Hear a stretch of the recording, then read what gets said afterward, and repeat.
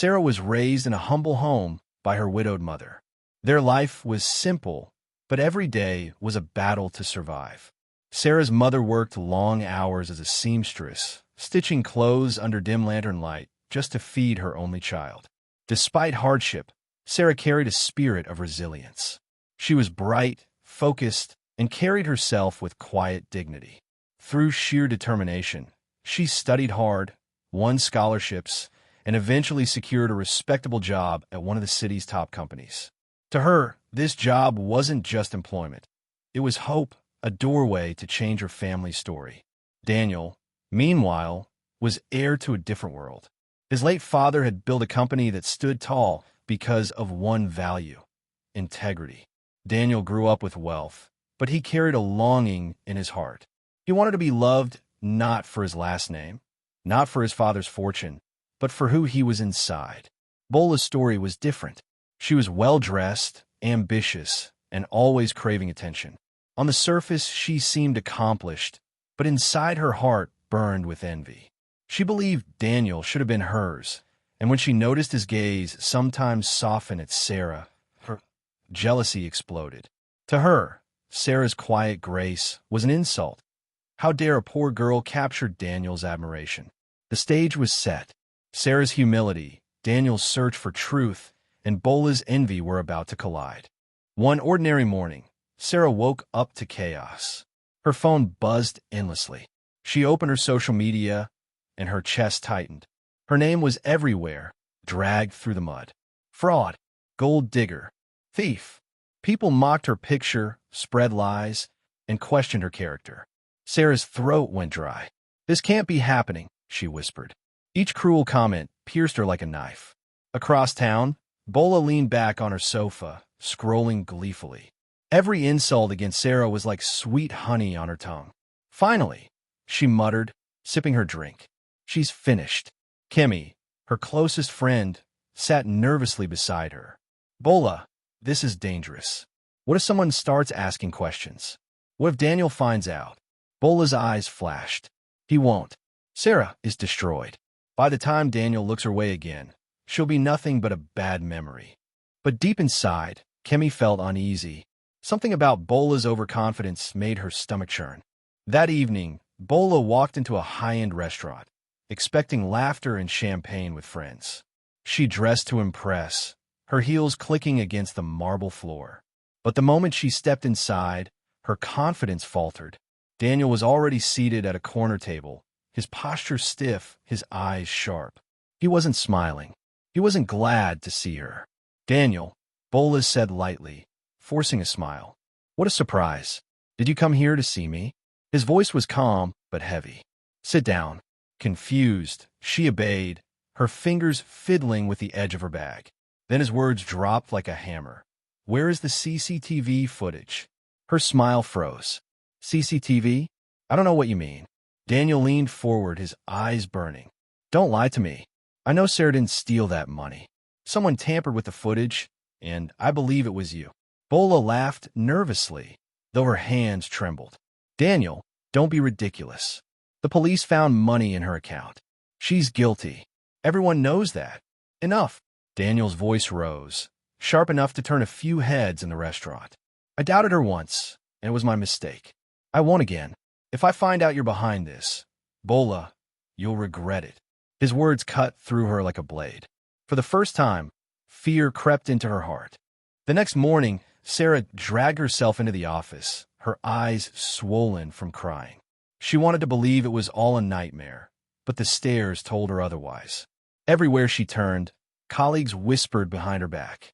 Some pitied her, but most mocked her. Before she could sit at her desk, Madame Clara, the HR head, summoned her. Clara's face was cold, her tone final. "Sarah, your employment has been terminated. Effective immediately." Sarah's lips quivered. "Please, Madame Clara, I didn't do it. You know my record. I've worked hard." Clara cut her off. "This company doesn't survive on sympathy.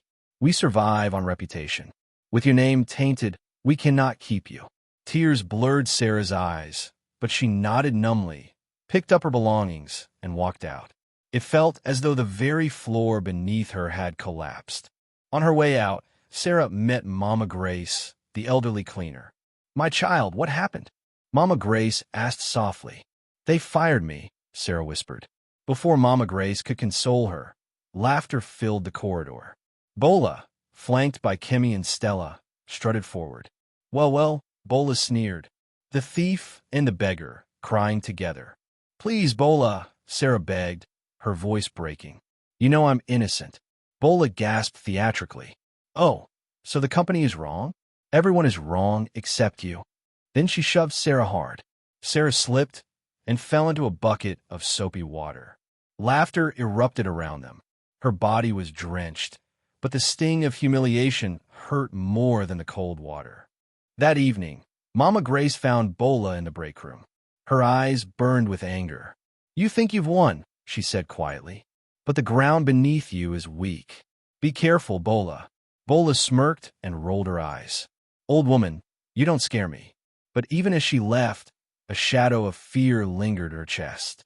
At home, Sarah sat on her bed, crying when a knock shook the door. She wiped her face and opened it to see two policemen. "Sarah Okoro," one asked. "Yes," she whispered, her heart pounding. "You are under arrest for company fraud. More evidence has been found." Her knees weakened. "No, please. I didn't." But cold handcuffs snapped around her wrists. Neighbors peeked through windows, whispering. Shame burned her skin as she was shoved into the police van. She buried her face in her hands, her sobs lost in the night. Sarah sat alone in the cold prison cell, her hands wrapped around her knees.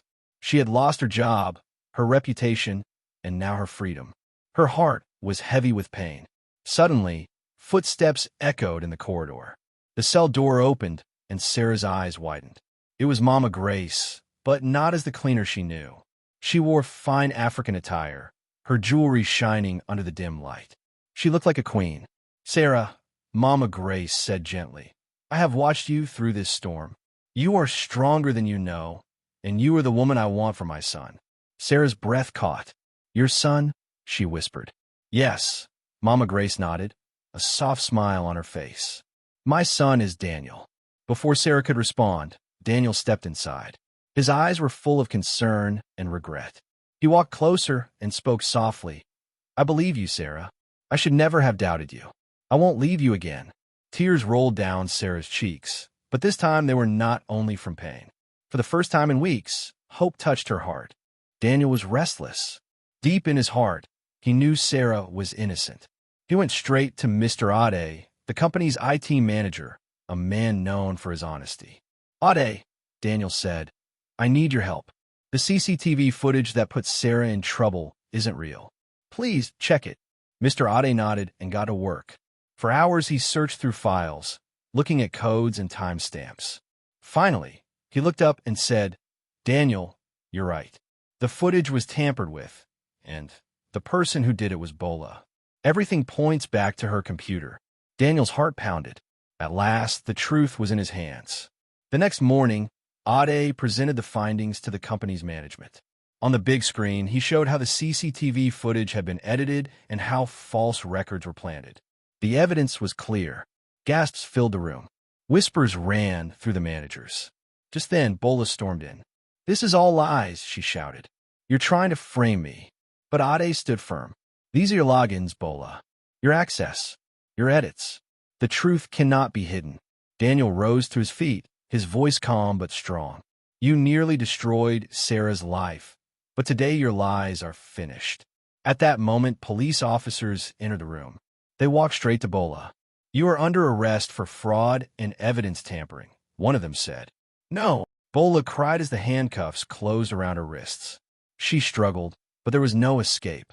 From the corner of the room, Sarah stood with tears in her eyes. But this time, they were tears of relief. Daniel walked over to her and whispered, "It's over, Sarah. You're free now." For the first time in weeks, Sarah felt a little peace return to her heart. The next day, the company gathered in the grand hall. Daniel stood tall, Sarah beside him. His voice echoed with strength. "Today, truth has defeated lies.